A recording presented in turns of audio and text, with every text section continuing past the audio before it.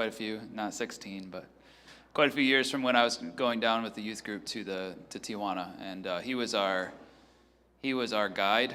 He would take us everywhere and stay in the dorms with us and stuff like that, and so we really enjoyed a friendship together. And he's visiting. He'll tell you about his ministry, but he now lives on the other side of Mexico and is doing mission work there, and he's here and going to share with us.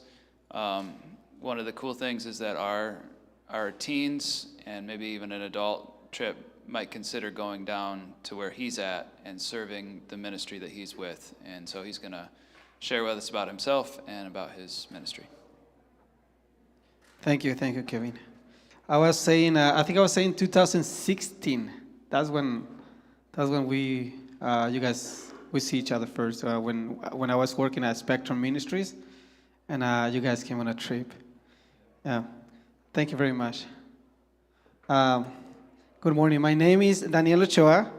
I was born and raised in Tijuana, Baja California, Mexico, right in the border with California. When I was growing up, I lived in several orphanages, and later on in life, I work in several orphanages. So, and when I was growing up, I was being a volunteer too with the Spectrum Ministries. That's where my relationship started with Spectrum Ministries. And I think some people from this church know me from that ministry.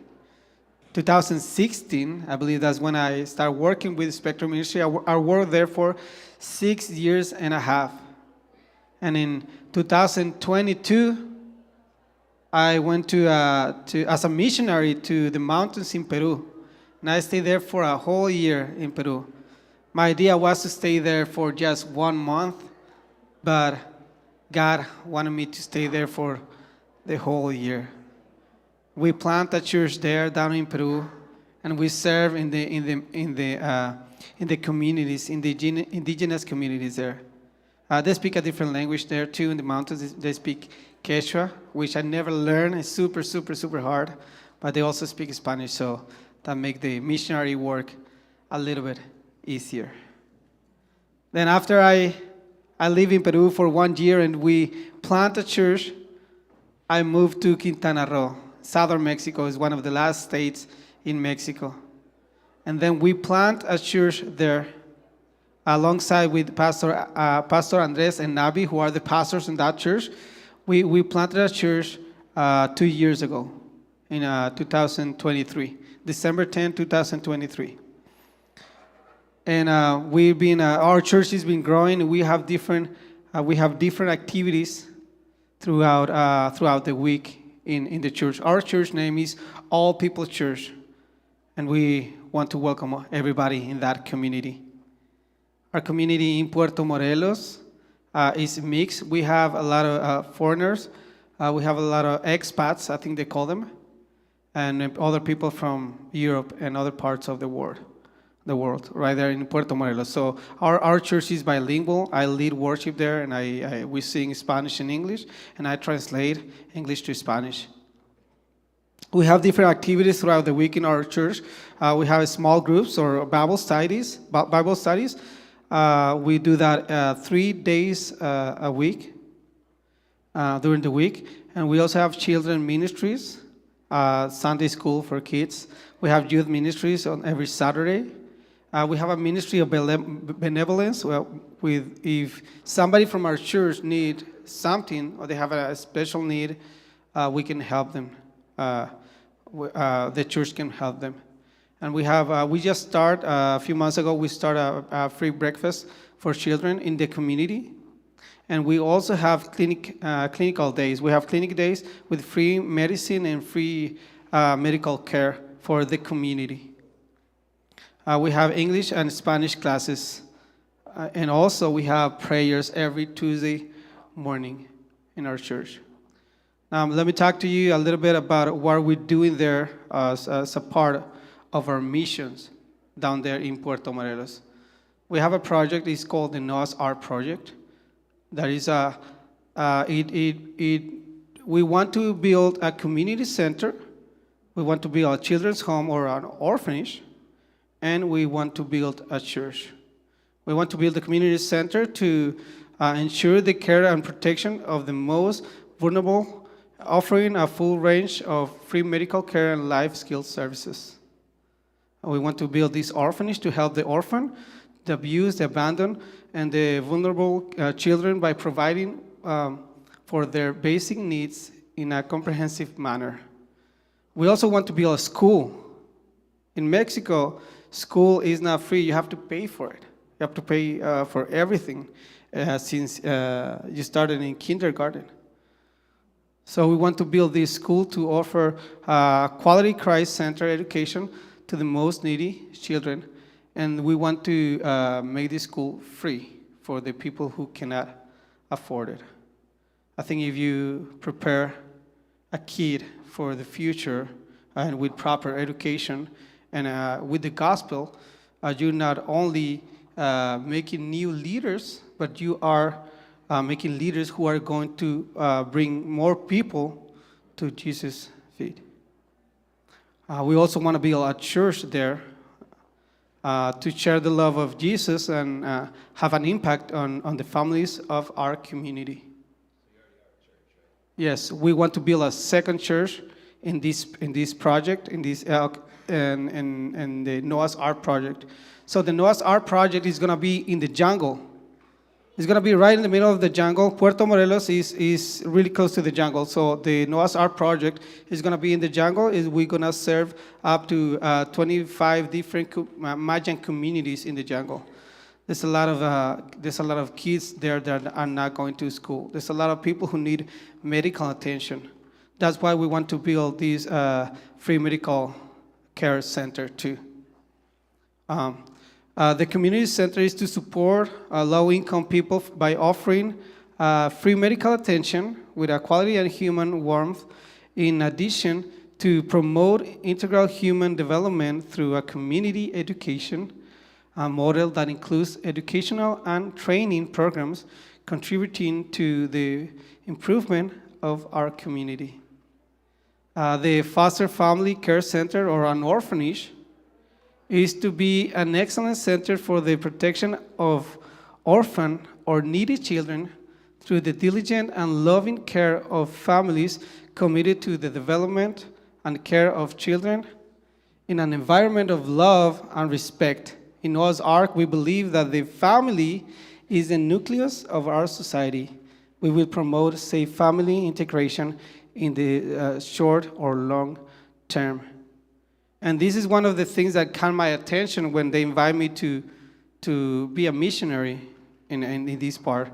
Because, like I said before, I grew up in different orphanages in Tijuana, and I work in other orphanages. So I know what it feels to be to be in an orphanage, and I know what is that we need to have to run an orphanage.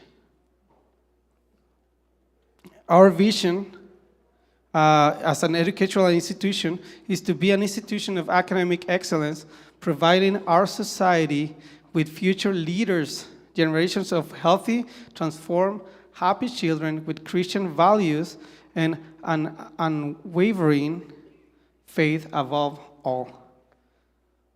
In the church, our goal is to bring the message of love and salvation. As church, we have a global vision. We are committed to the Great Commission to make and send disciples. We also wish to provide support to the families of the children who will be under our care. Transform families become safe homes for the return of their children. Now, let's talk about the main social problems in Quintana Roo, which is where the state where our mission is. And Puerto Morelos is the town where we live and where we plant our church in 2023. So we have poverty, difficult access to health services, lack of social assistance centers, child trafficking, educational backwardness, and atheism. Quintana Roo is one of the states with the highest rates of child poverty in Mexico. According to the statistics from 2018 to 2020, 50% of the child population is poor. Difficult access to health care. The population in Puerto Morelos is 26,845, of which 7,537 do not have access to health services, and 40,811 people do not have access to Social Security, which is the public system of economic welfare benefits. In Puerto Morelos, there is no public government hospital to cover the health needs of the population. And because we're going to be working also in the jungle, there's no hospital, there's no clinic in the jungle. So sometimes if somebody gets bit by a snake or by a tarantula, because it's the jungle, there's a bunch of different animals. If they don't go to a clinic soon enough, fast enough, sometimes they can die. And the closest hospital is about 3 hours away from the jungle where we're going to be serving. So that's why we want to open a free medical center near the communities in the jungle where we're going to be working. Social assistance. In the town of Puerto Morelos, there is no social assistance center for children. There's no orphanage. Actually, I believe there's only a couple of orphanages in the state. There's about 6, and 3 of them are from the government, and other 3 are Catholic, but there's only 6 orphanages. In the border, in Tijuana and Tecate and other states in the border, there is more than 200, more than 300 orphanages right in the border. There's almost no orphanages in the south. So that's why we want to open one orphanage there, so we can help the kids that are in need, the kids that are working on the streets, and the kids that are being abused and all the really bad stuff. Quintana Roo is the second state with the fewest social assistance centers in all Mexico. There are currently 17 social assistance centers throughout the state, and only 6 of them focus on the shelter and protections of children. In education, in Quintana Roo, there's more than 300,000 people over the age of 15 have not completed the studies. 91,000, more than 91,000 have not completed elementary school, and more than 170,000 have not finished their middle school studies. The young people represent 21.3% of the population aged 15 and over who are left behind in education. So the main reason for not contributing with their continuing with their studies is poverty. They start working at an earlier age to be able to survive in Puerto Morelos. In Puerto Morelos, there are 7,537 people who have not completed their basic studies. There's a community called Juarez, about 35 minutes from where the land of the Noah's Ark project will be. And in that community, there is only one teacher for all the 6 grades of elementary school. And this happened in really poor communities. Now, I want to talk about child trafficking. Is that okay if I talk about that? Yes? I think there's okay. Just be okay. So, there's a lot of bad stuff going down there, happening down there in Quintana Roo. There's a lot of, although Quintana Roo has, Cancun and other places that are quite nice or touristy, there's a lot of bad things happening on the background. And there's a lot of kids on the streets, and there's a lot of kids working on the streets, and other people taking advantage of those vulnerable kids to do other stuff. And we want to be able to rescue as many kids as we can from that really dark place. But if you want to know more specific about that, let me know later. I can give you all the statistics. And also, there's 27,000 children between 5 and 17 years old that work in Quintana Roo. Because Quintana Roo is kind of a touristy place, parents often send the kids to work because they wanna get some money, and they don't care about school, they don't care about church, they don't care about all their stuff. They just want to send the kids to beg for money, or to sell candy on the street, or to do other things on the street just to take some money back. That's the picture shows a newspaper that was talking about that. So the government knows about this, but there's much they can do because there are other people who are taking advantage of the kids, and it's complicated. Atheism. Quintana Roo is the state with the highest number of atheism in Mexico. 22.5% of its population declare that they did not profess any belief, according to the last population and housing census in 2020. And how will the Noah's Ark project contribute to solving the needs of the population? With the statistics, we can see that the state of Quintana Roo and Puerto Morelos, where we are located, have these main needs. Noah's Ark will not only alleviate the physical need, but also the spiritual. The Noah's Ark project has a main focus on health, education, protection of vulnerable children, and sharing the love of Jesus. And how will this project contribute to solving the needs of the population? Where will the children go? Where will the children go who are rescued if there's no social assistance centers or orphanages? This project will be able to help with this. It is urgent to open an orphanage, and also this motivates us to bring hope in different ways. We not only want to have the knowledge as citizens and as a church, we want to act upon it.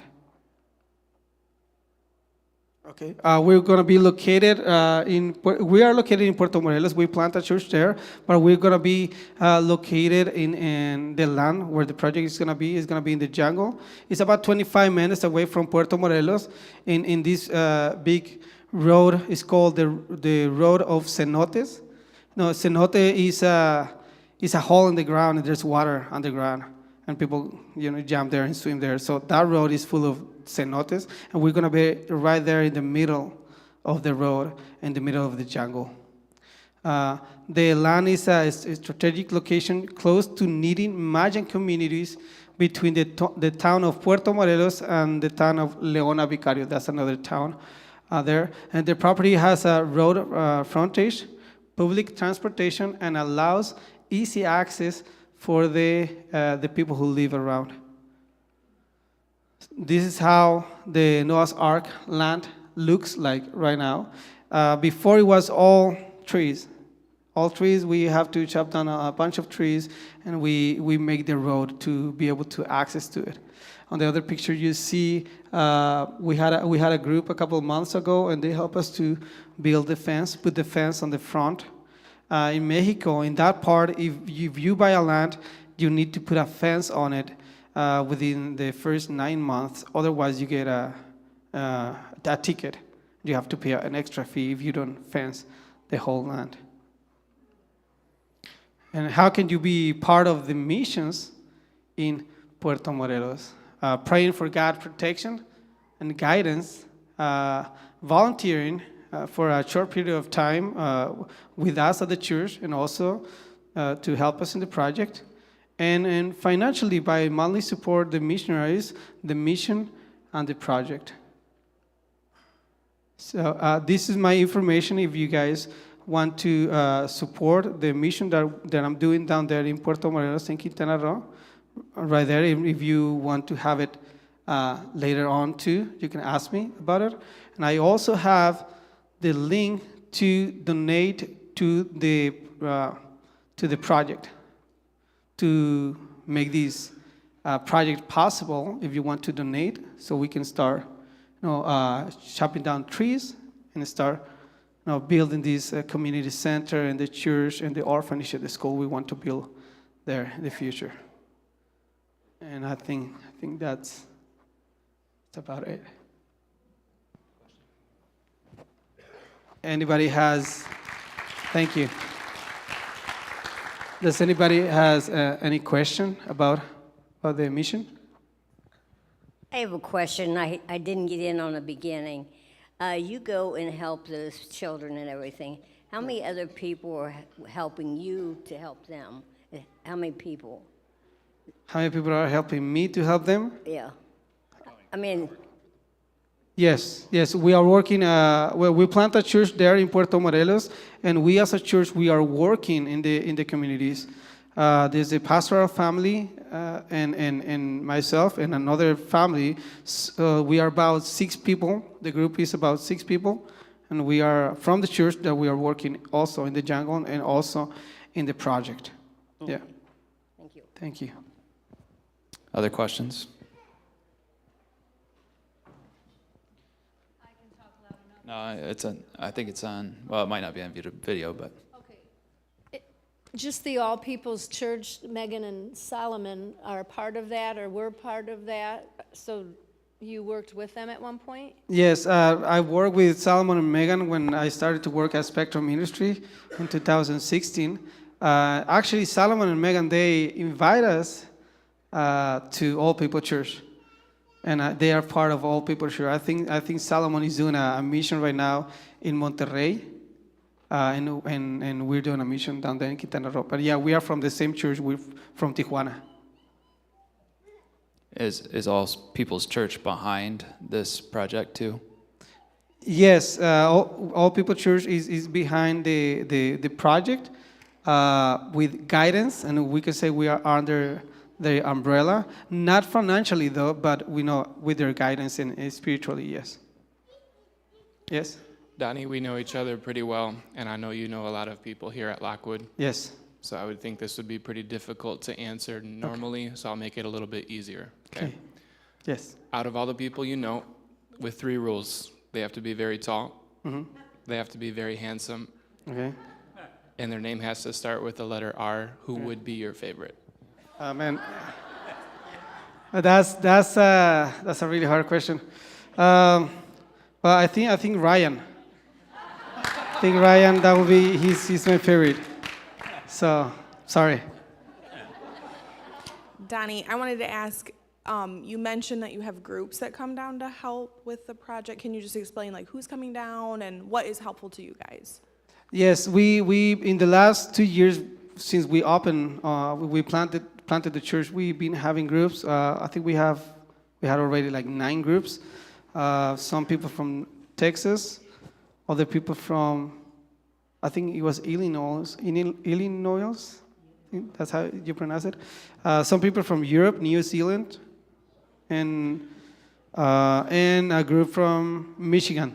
That I remember. I remember those groups, but I can't remember where the other groups come from. And they spent with us like around a week. And also groups from All People Church, Tijuana, in California, and also in other states in Mexico. They visit us and they spend a week with us doing missions. Yeah.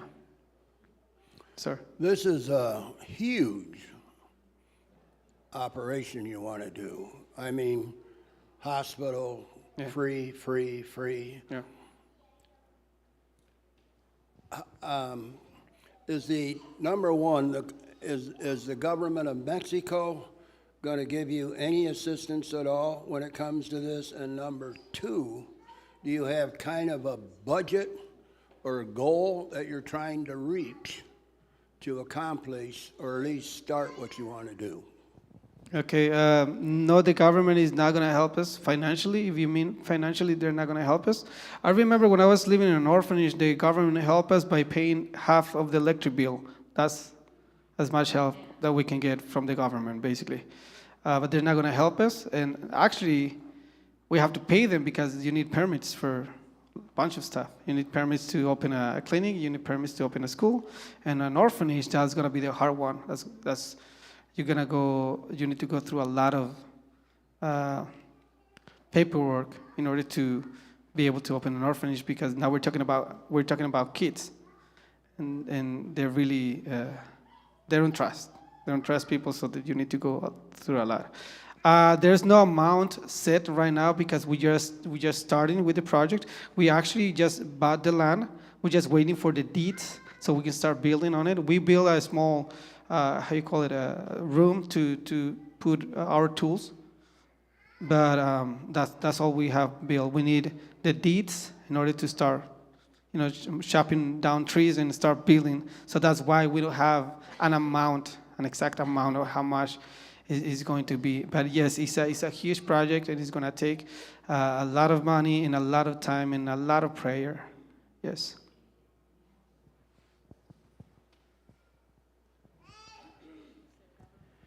What is your first project once you get the deeds? What are you interested in doing?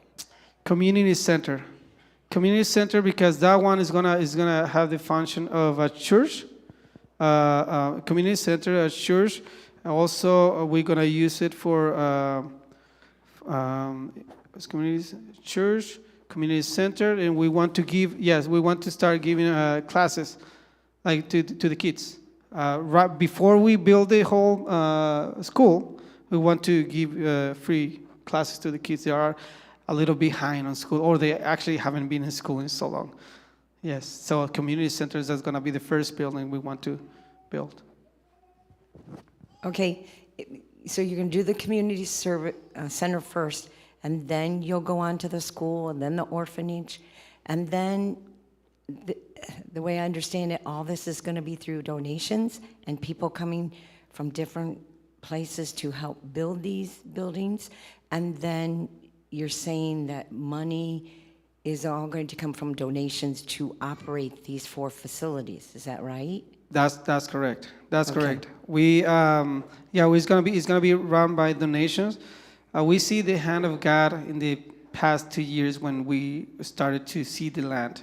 And the land there in the route of cenotes is quite expensive, because if you find a cenote, one of these things, you can commercialize it for tourism, and then you can get more money. That's why the land is so expensive there.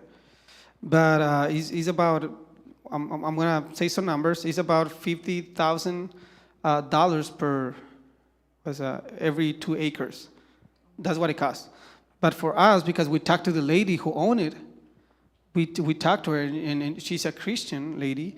She was like, okay, I'm gonna give you this much land for 10,000, and this other one for 10,000, and this other one for 10,000. So that helped us a lot. So that's why I say we see the hand of God working on these two, because this awesome lady gave us a huge discount so we can be able to pay this land, and the land was paid with donations, all of it. Yeah.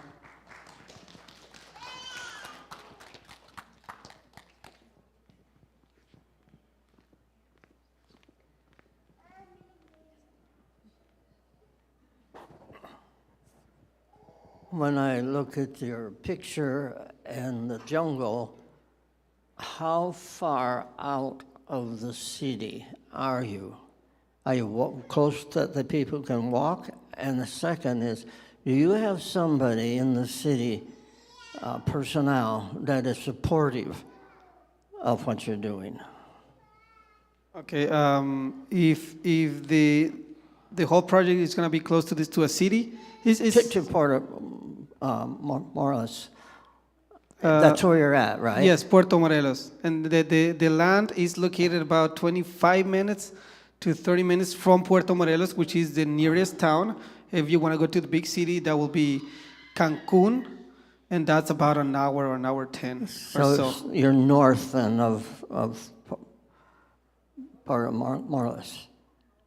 North, rather. It's gonna be north from Puerto Morelos. Okay. Puerto Morelos is right there on the ocean, and the land is gonna be north in the jungle, deep in the jungle. Yes. So the jurisdiction of that area politically, Yeah. is coming from what city? From the town of Puerto Morelos. Yeah, Okay. it's Now, part my of it. question is there somebody in the jurisdiction that is in favor and helpful to you? To the project. Yep. I mean, we've been talking to the towns around, and of course, everybody's in favor that we open a community center. The government, we haven't talked specifically to the government about it, but with the government, it's more about permits. It's not like they're gonna support us and they're gonna give us this and that. It's more like, you wanna build it, then you have to pay for this permit, and you have to pay for this one and this one. Is there a Christian church in the city? We plant a church in Puerto Morelos, and we want to plant another one in the land. And that's the only church that you would have right there to Yeah. support you? Yes, Okay, thank you. you're welcome.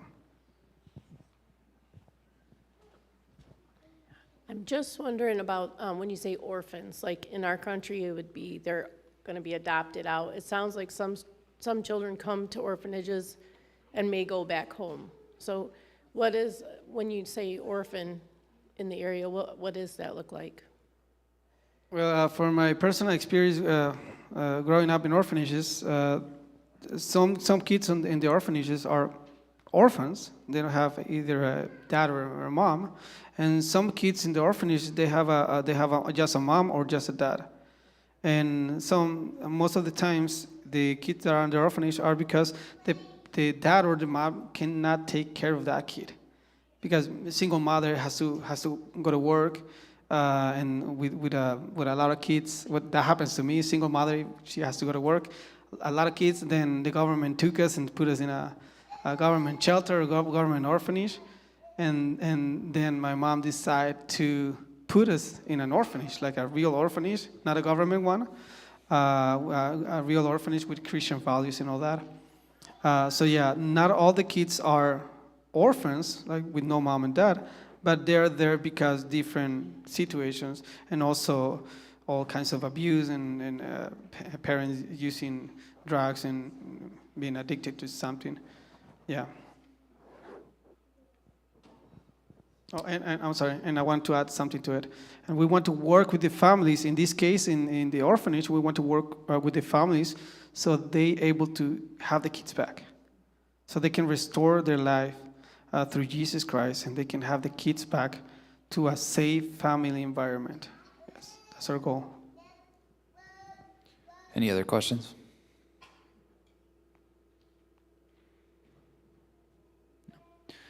Okay, well, thanks, Donnie. We had a good discussion, and thank you for sharing about your work. We have a few minutes before second service, so I hope you enjoy chatting. There's more coffee out there, might be some more food. So thanks for coming. Thank you. Thank you very much.